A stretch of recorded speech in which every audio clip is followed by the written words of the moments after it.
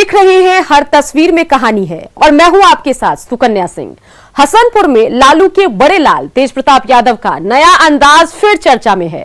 कभी जलेबी में हाथ आजमा रहे हैं तो कभी गेंद पर बल्ले घुमाकर वाहवाही बटोर रहे हैं।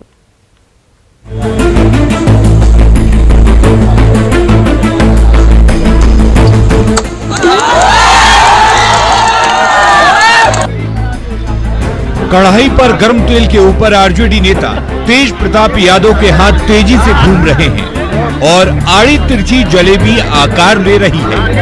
ये है जनता के दिलों तक पहुंचने के लिए तेज प्रताप यादव का अनोखा अंदाज। तो जलेबी की कढ़ाई पर लालू के बड़े लाल को हाथ आजमाते देखने के लिए आम लोगों की भीड़ उमड़ पड़ी है। तेज प्रताप के हाथों बनी जलेबी जैसे ही चाशनी में डूबी, खरीदारों का तांता लग गया। तो हसनपुर की गलियों में तेज प्रताप ने जलेबी बनाई भी और जनता को परोसी।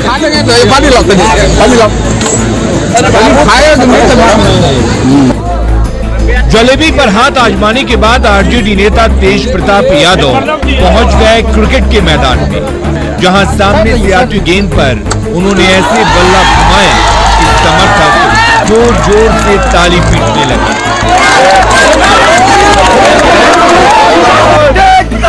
जिंदाबाद जिंदाबाद जिंदाबाद, तेज प्रताप यादव जिंदाबाद जिंदाबाद जिंदाबाद। हालिया चुनाव प्रचार के दौरान हसनपुर की जनता का दिल जीतने के लिए तेज प्रताप यादव अलग अलग अंदाज में दिखते रहे हैं। तो चुनाव जीतने के बाद जब वो हसनपुर की जनता के बीच पहुंचे तो उनका वही अंदाज फिर से नजर आया।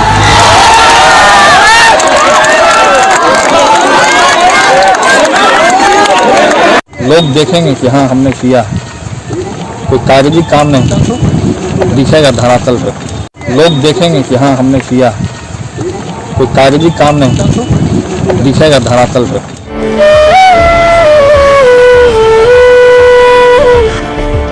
लालू के बड़े लाल तेज प्रताप यादव सियासत से ज्यादा अपने रंग रूप और स्टाइल को लेकर अक्सर चर्चा में रहते हैं।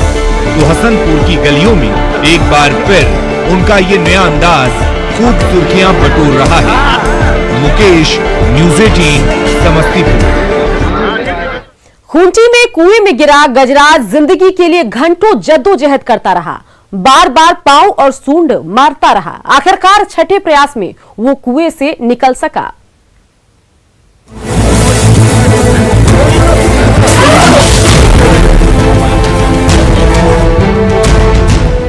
तोरपा के उकड़ीमाड़ी गांव में झुंड से बिछड़ा हाथी 30 फीट गहरे कुएं में जा गिरा। कुएं से बाहर निकलने के लिए वो बार बार प्रयास कर रहा है। हाथी को बाहर निकालने के लिए जेसीबी की मदद से टनल भी बनाया गया, लेकिन कई बार की कोशिशों के बावजूद गजराज वापस कुएं में गिर जा रहे हैं। तो क्या ये हाथी कुएं से बाहर निकल पाएगा?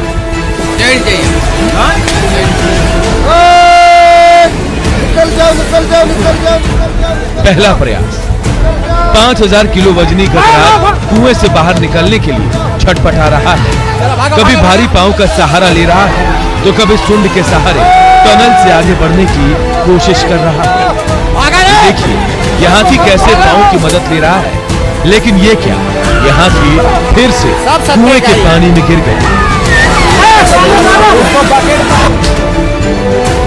दूसरा प्रयास। गजराज दूसरी बार भी पांव के सहारे जोर लगा रहा है। टनल पर बार बार अपना सूंड और भारी पांव मारे जा रहा है, लेकिन इस प्रयास में भी उसे सफलता नहीं मिली।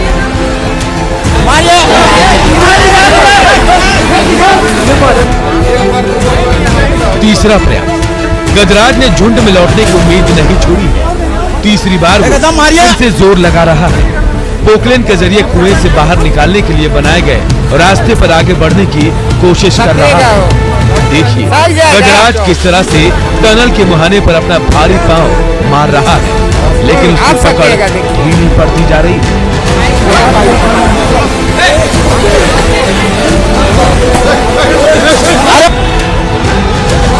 चौथा प्रयास। चौथे प्रयास में भी गजराज बाहर निकलने के लिए जद्दोजहद कर रहा है। देखिए कभी पांव निकाल रहा है तो कभी सूंड मार रहा है। दीवार का सहारा लेकर आगे बढ़ने की कोशिश कर रहा है।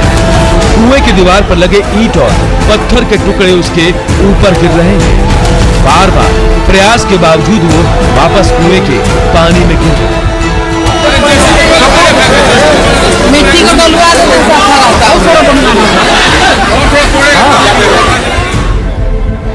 पांचवा प्रयास। कई घंटे के जद्दोजहद ने भारी भरकम गजराज को थका दिया। शरीर के कई हिस्सों में चोट आई, थकान हावी हो रही है, लेकिन गजराज है कि मानता नहीं।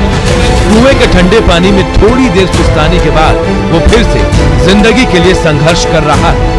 देखिए कैसे हाथी ने अपना सुंड और पांव आगे बढ़ाया। एक कदम आगे बढ़ा ही था कि फिर से फिसलकर कुएं के पानी में लौटा।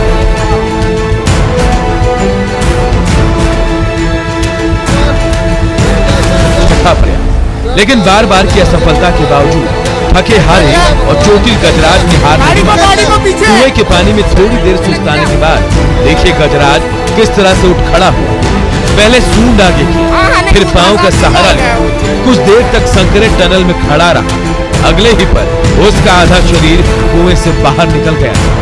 फिर क्या था, उम्मीद की किरण दिखते ही गजराज ने और जोर लगाया और खुली सुरंग में एक एक पांव बढ़ाते हुए आखिरकार कुएं से बाहर आ ही गया। अरविंद, न्यूज़ 18 खूंटी।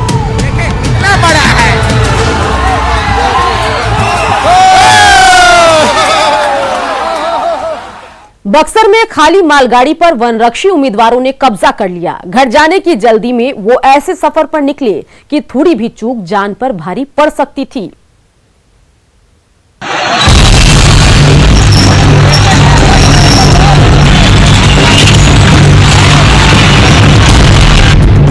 मालगाड़ी के खाली रैक को लेकर इंजन आगे बढ़ी। धीरे धीरे रफ्तार बढ़ती गई और उस पर सवार वनरक्षी परीक्षा के उम्मीदवार भी बढ़ते चले गए।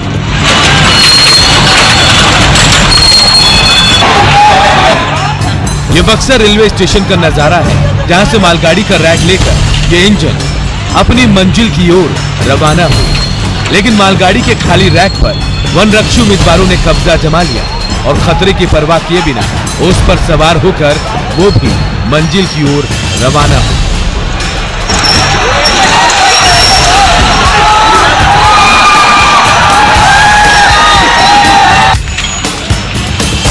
ये वीडियो इन दिनों सोशल मीडिया में तेजी से वायरल हो रहा है। खाली रैक का इस्तेमाल सामान को इधर से उधर ले जाने के लिए होता है, तो इसमें सुरक्षा का भी कोई इंतजाम नहीं है। जब ये मालगाड़ी पूरी रफ्तार में होगी तो इस पर सवार परीक्षार्थियों का क्या हाल होगा, समझा जा सकता है।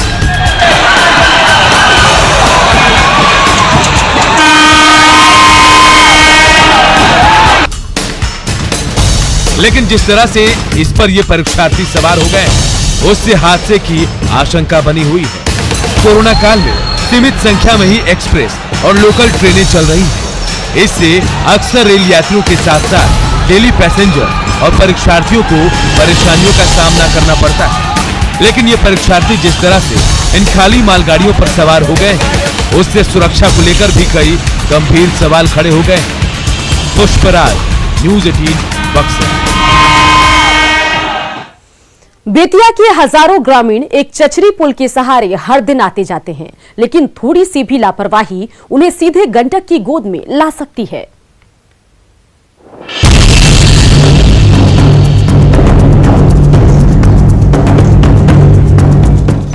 इस चचरी पुल पर खतरा हर कदम पर है।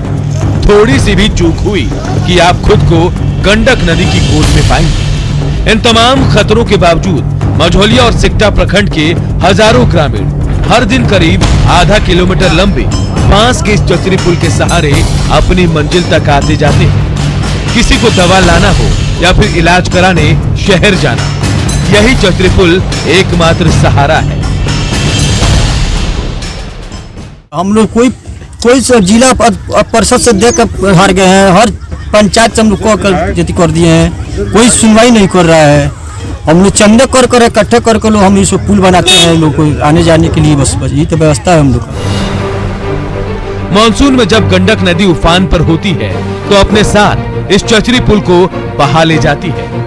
उस समय में नदी के उस पार रहने वाले हजारों ग्रामीण पूरी दुनिया से कट जाते हैं। लेकिन जब नदी की धारा शांत होती है तो दोनों प्रखंडों के ग्रामीण चंदा इकट्ठा कर ये पुल बनवाते हैं।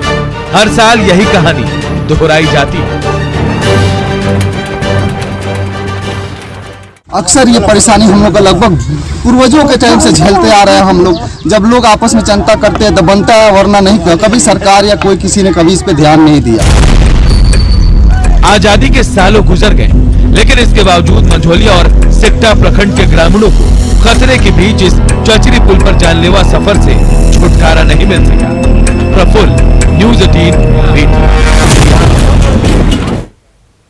वाल्मीकि टाइगर रिजर्व में नया साल गुजारने की प्लानिंग करने वालों को और इंतजार करना पड़ेगा, क्योंकि यहां के तमाम गेस्ट हाउस और कॉटेज हाउसफुल चल रहे हैं।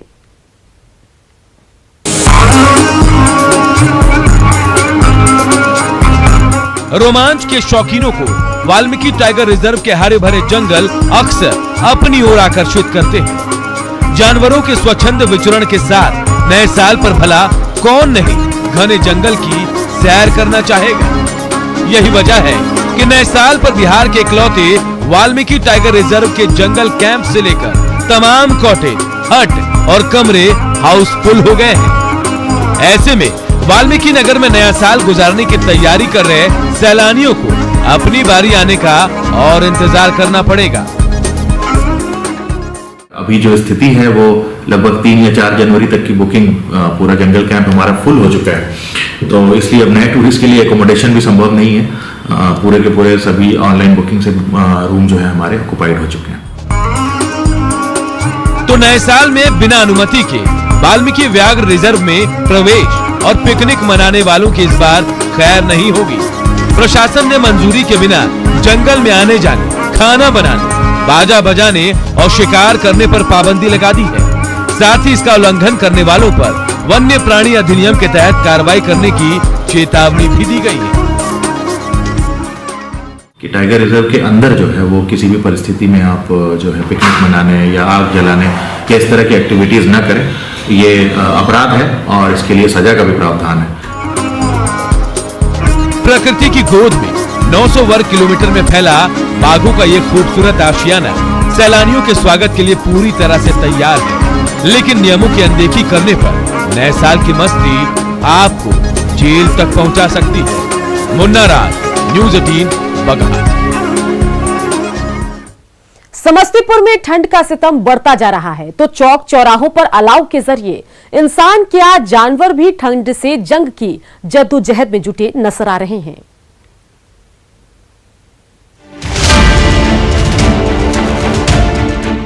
समस्तीपुर की ये रात ठंड की चादर में लिपटी हुई है, तो स्टेशन रोड के इस फुटपाथ पर मुंशी प्रेमचंद की चर्चित कहानी पूस की रात जैसा नजारा दिख रहा है, जहां खुली आसमान के नीचे पतली सी चादर में कसमसा रहे ये लोग किस तरह से नींद के आगोश में डूबने की जद्दोजहद कर रहे हैं। तो हाड़ कपाने वाली ठंड में परेशान ये कुत्ता खुद में सिमट कर रात काटने की कोशिश कर रहा है। ठंड भरी रात की सुबह भी ठंड से ही होती है, तो सर्दी से लड़ने के लिए समस्तीपुर के चौक चौराहों पर अलाव जल गए हैं, जहां आग की लपटें जल रही हैं और उसे घेर कर बैठे ये लोग ठंड से जंग लड़ने की कोशिश कर रहे हैं। इंसान तो इंसान, जानवर भी ठंड से किस कदर परेशान है, ये इन तस्वीरों में साफ जाहिर हो रहा है। गली मोहल्ले में भटकने वाले कुत्तों का ये झुंड ठंड भगाने के लिए किस कदर चारों ओर अलाव को घेर कर बैठा है। इन्हीं कुत्तों के बीच अक्सर गली की मिल्कियत को लेकर जंग चलती रहती है, लेकिन आज ये कुत्ते एक साथ ठंड से बचने की जद्दोजहद कर रहे हैं। ठंड के कारण समस्तीपुर के गली मोहल्लों में शीतलहर का प्रकोप बढ़ता जा रहा है, तो कड़ाके की ठंड से आम जनजीवन पूरी तरह प्रभावित है। मुकेश कुमार, न्यूज़ 18 समस्तीपुर। कभी सीख की कलाकृतियां हर घर की शोभा बढ़ाती थी, लेकिन सरकारी उपेक्षा की वजह से मिथिलांचल का यह खूबसूरत सीक आर्ट अब दम तोड़ता दिख रहा है।